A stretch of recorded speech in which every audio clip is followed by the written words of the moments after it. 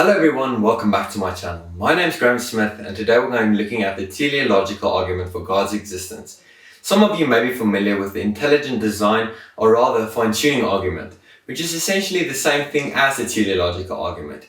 Just to clarify, like in my previous video about the cosmological argument, this is one of the research arguments for God's existence and not something I just came up with overnight. I make these types of videos to help you understand the argument better and the premise on which it's presented, whether you believe or not. So with that being said, let's get started. So what is the teleological argument all about?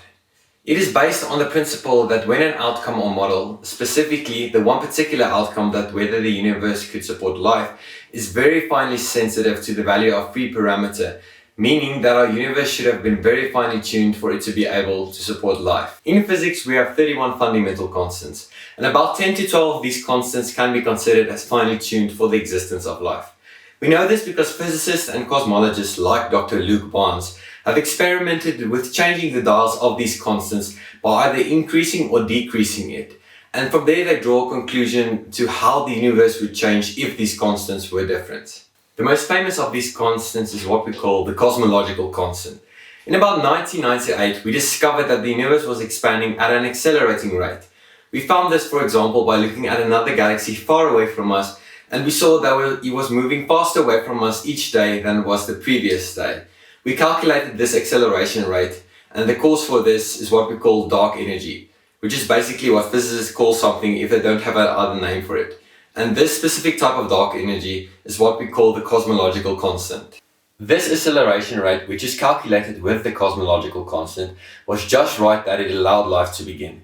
If it were any slower, the universe would collapse in on itself.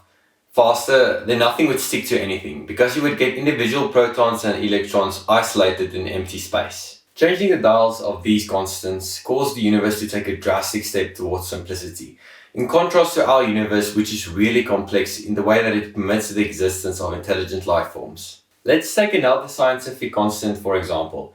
The numbers of the individual masses of the three types of particles: protons, neutrons, which consist out of the up and down quarks, as well as electrons.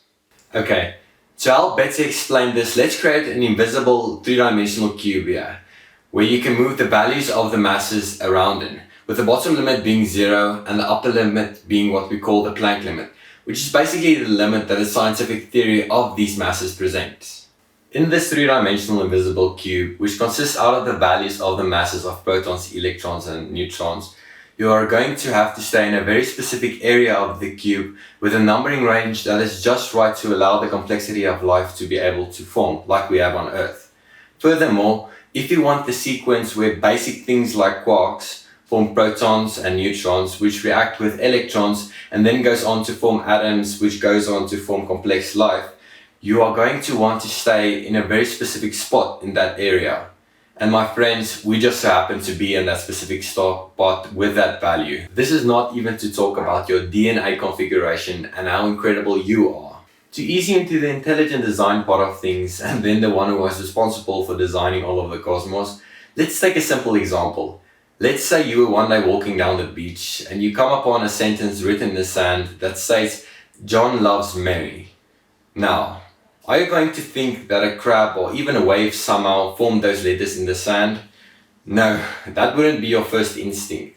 The probability of that being the case compared to another human being writing it in the sand is immensely small. Now, if we as human beings are the leftover design markings after creation took place, wouldn't the logical conclusion be that there is an all-powerful and all-knowing intelligent designer who creates and sustains all of life? Natural laws don't leave messages like "John loves Mary" behind their sand.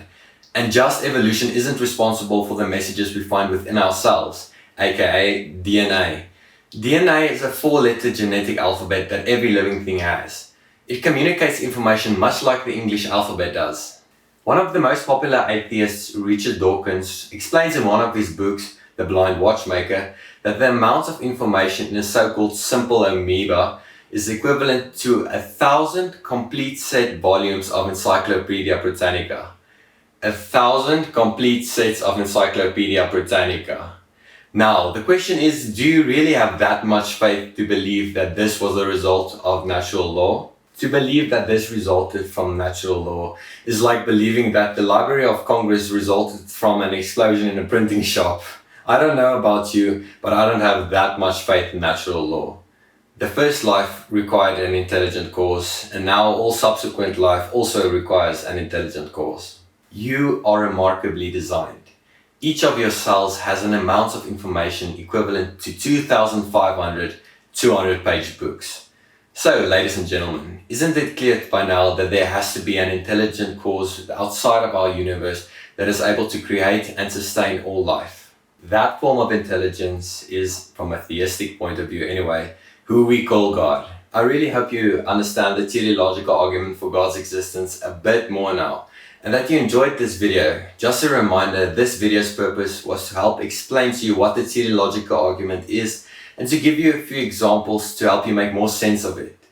Thank you for sticking with me in this Evidence for God series, and be sure to be on the lookout for my next video where we are going to unpack the moral argument for God's existence. I hope you're ready for it. Thanks for watching, and God bless.